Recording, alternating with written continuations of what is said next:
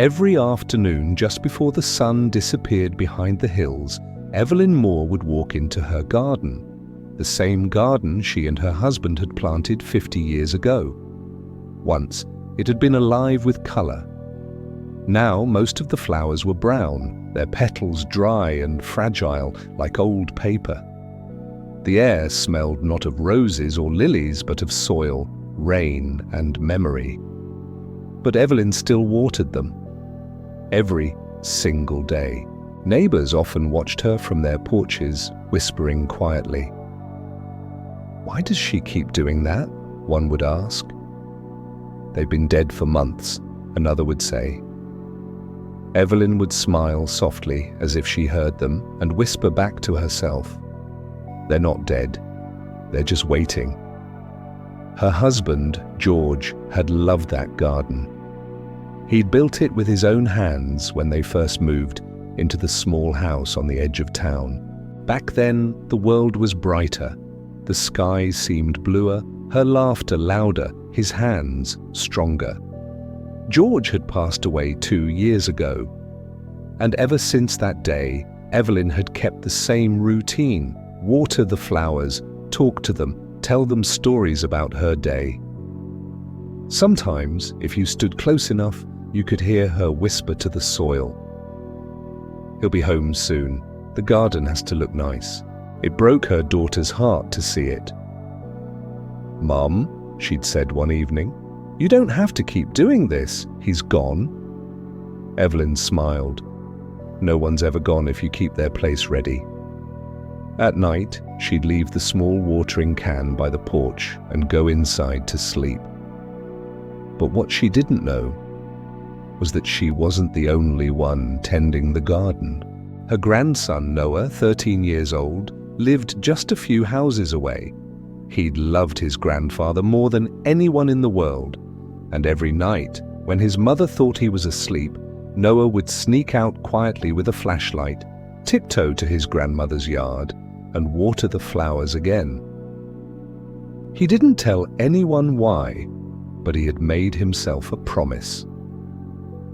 "If Grandma keeps believing, I'll keep them alive for her." One night it rained. Not a light drizzle, but a steady, heavy rain that soaked everything.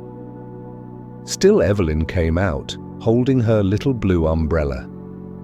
She didn't mind getting wet, she only worried the flowers might drown.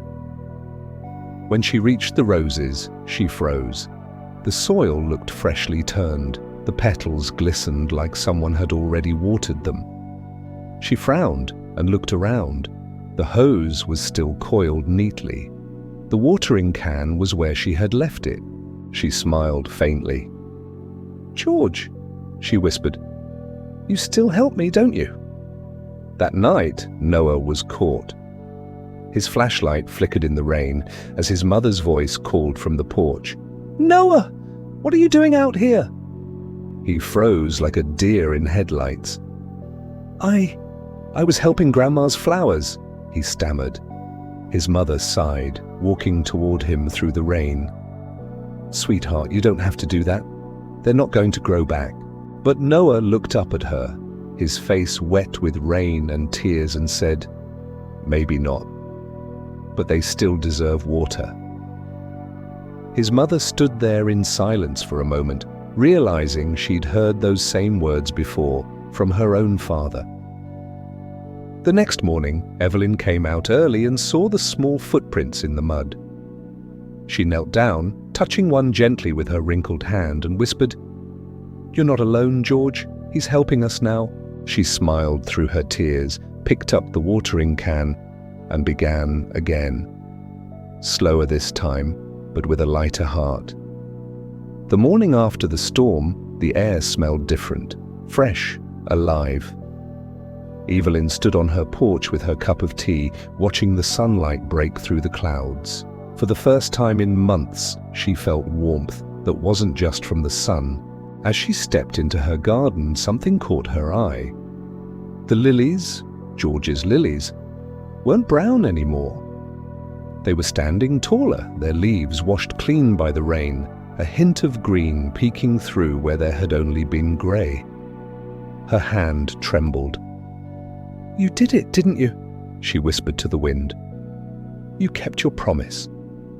She smiled, believing once again that George was near. What she didn't know was that her grandson had been there at dawn, quietly sprinkling fertilizer he'd found in his father's garage, smiling through his tears as he whispered, "For you, Grandpa." Over the next few days, Evelyn's daughter began noticing something she hadn't seen in years: her mother humming. She hummed while washing dishes, while sweeping, even while hanging clothes outside. "Mom," she said one morning, "you seem happier lately." Evelyn smiled softly. "I think the garden's listening again." Her daughter didn't understand what she meant. Not yet. But that afternoon, when she stopped by to visit, she noticed Noah's shoes, still muddy, sitting by the back door. Her heart stopped for a moment, and then, quietly, she smiled. That evening, Evelyn stepped out with her watering can as usual. The sunset painted everything gold: the fence, the flowers, even the old wooden bench George had built.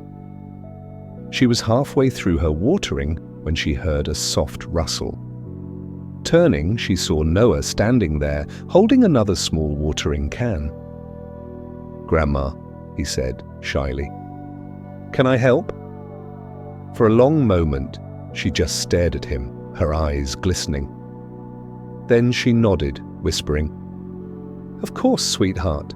Your grandpa always said gardens grow faster when they're watered with love." They worked side by side in silence. Noah poured carefully, just as he'd seen her do. Evelyn hummed an old song she and George used to sing while planting tulips.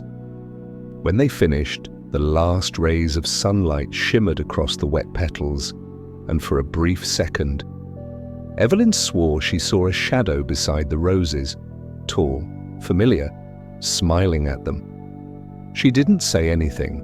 She didn't need to. She simply whispered, "We're doing fine, George." A few weeks later, something miraculous happened.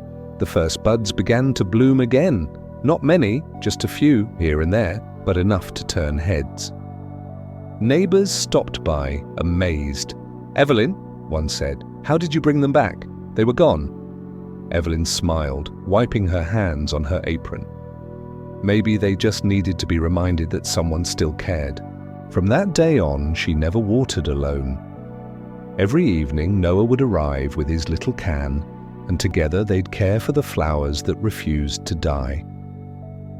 One day, as the two sat on the bench watching the sun fade, Noah asked softly, "Grandma, do you think Grandpa can see us?"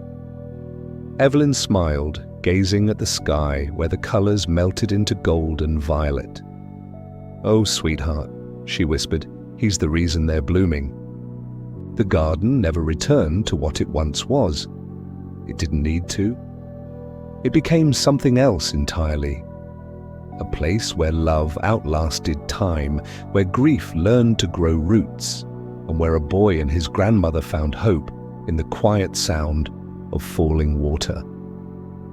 Because sometimes the things we water, even when they seem lifeless, are the ones keeping us alive.